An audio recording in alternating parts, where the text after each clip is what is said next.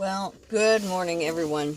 It's 20 after 5 a.m., so it's dark and the whole airport is covered in fog this morning. So, um, I'm just not going to even try to um, have the camera facing me.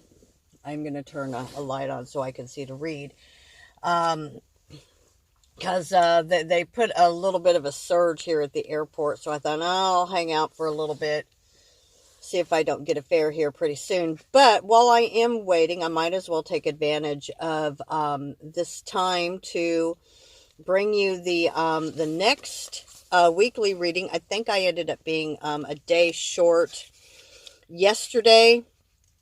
So I'll read seven or eight readings today. Let's see, 1, 2, 3.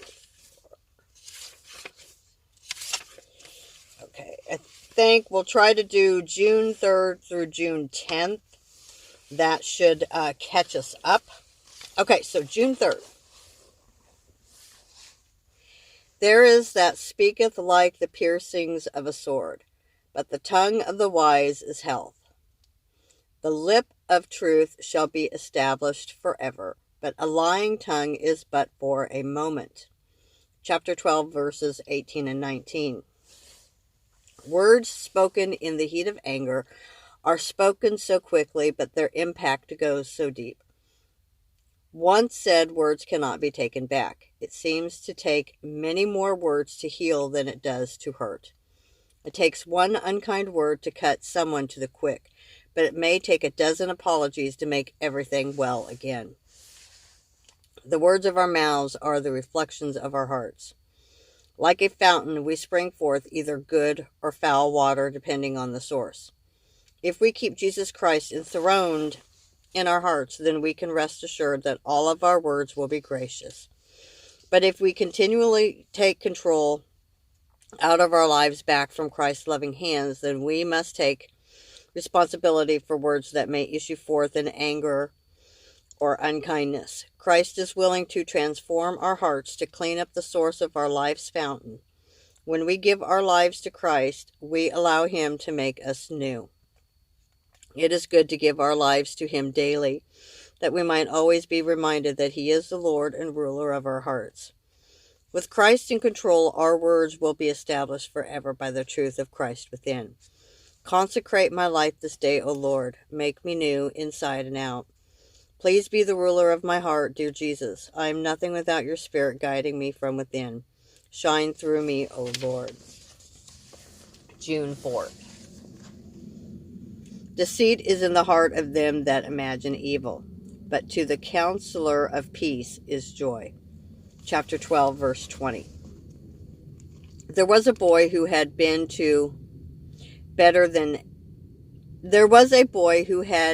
to be better than everyone else.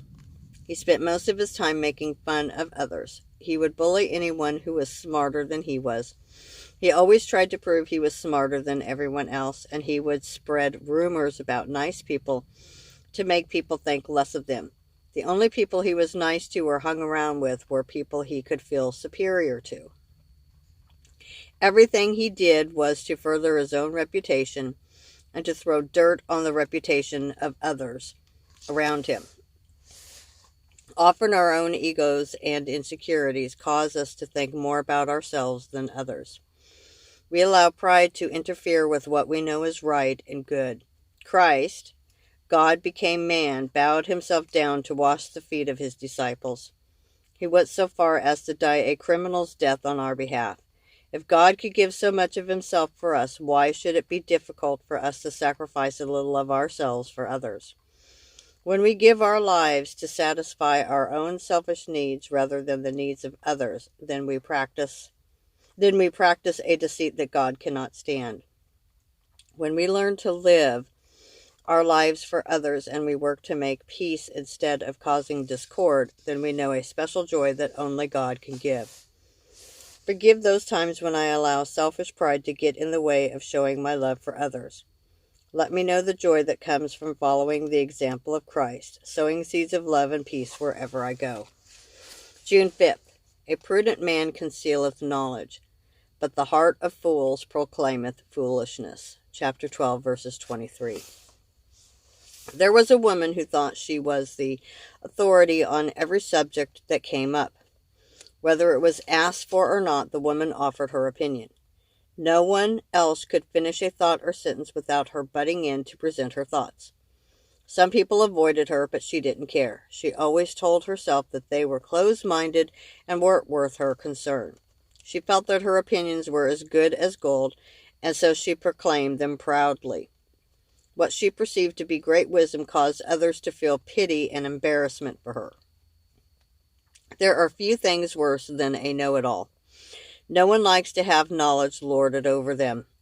The person who talks the loudest and longest generally has the least to say. It is much better to watch carefully our words and learn to use them well and sparingly. We all have important things to say, and we all have a right to be heard. But we should be as interested in what others have to share as we are committed to our own thoughts. There is a saying, "'Tis better to remain silent and appear a fool than to speak and remove all doubt." Meant as a joke, perhaps, but there is a wisdom there that we all can learn from. Make my words a blessing rather than a burden, Father.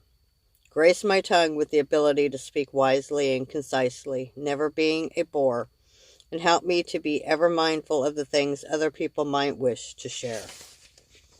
June 6th. Heaviness is the heart of man. Heaviness in the heart of man maketh it stoop, but a good word maketh it glad. Chapter 12, verse 25. The day had been absolutely terrible. From the moment she had gotten up in the morning, things had gone wrong. Her son had dragged his feet just long enough to miss the bus. Then she had gotten caught in traffic and the car overheated. By the time she made it to work, she was over an hour late, and her boss had read her out. She had missed some important work the day before, which resulted in another lecture. She had dumped a cup of coffee on her skirt at lunch, then had broken a strap on one of her best pairs of shoes. Her car hadn't been ready when she went to pick it up, and she had to sit for an hour and a half until it was fixed. She thought, if one more thing goes wrong, I will scream. She ran up the steps to her house, dreading the thought of making supper and cleaning up after the children. But as she opened the door, her heart leaped. The house was spotless, and dinner was waiting on the table. A note at her place read, "For the world's greatest mom, I love you." Suddenly, the weight of the day was lifted, and things got much brighter. It is the small ways that often mean the most. We have great power at our disposal to make other people's lives so much brighter and happier. It is a joy to God when we use our power for good and use it often. A kind word can do so much, Lord. Help me to know when to say a kind word or offer a compliment. Let my words be a joy to those around me. Grace my speech with the light of your love. June 7th. The slothful man roasteth not that which he took in bunting, but the substance of a diligent man is precious. Chapter 12, verse 27.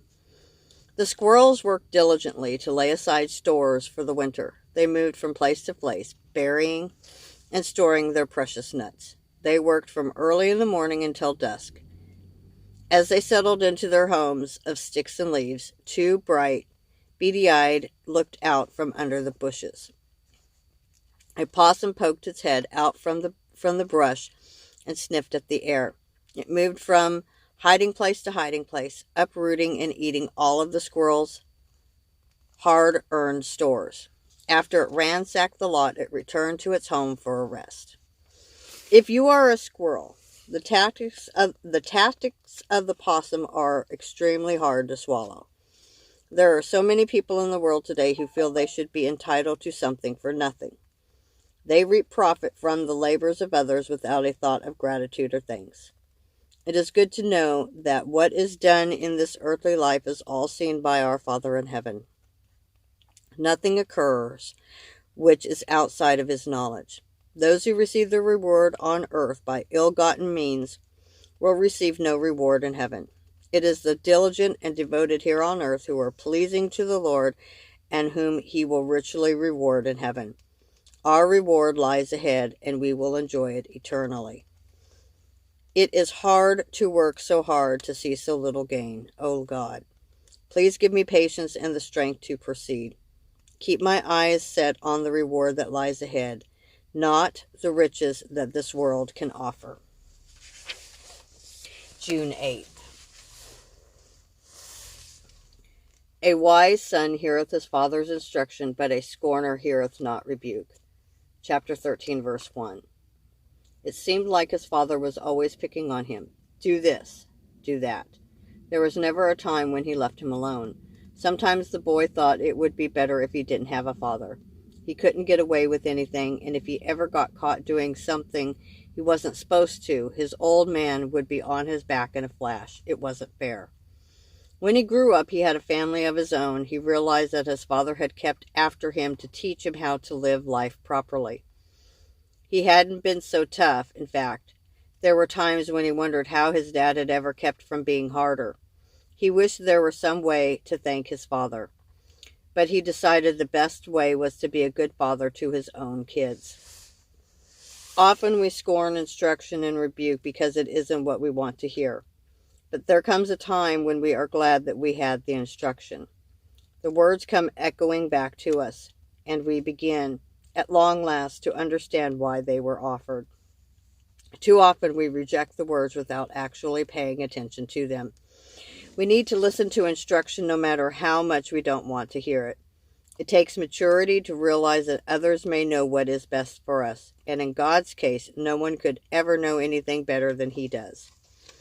Break my resistant spirit, O Lord. Help me to open myself to your wise counsel.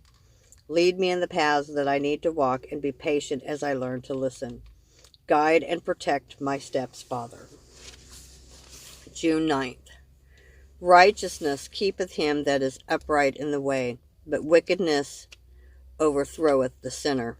Chapter 13, verse 6. Old-time Western movies had a magical appeal.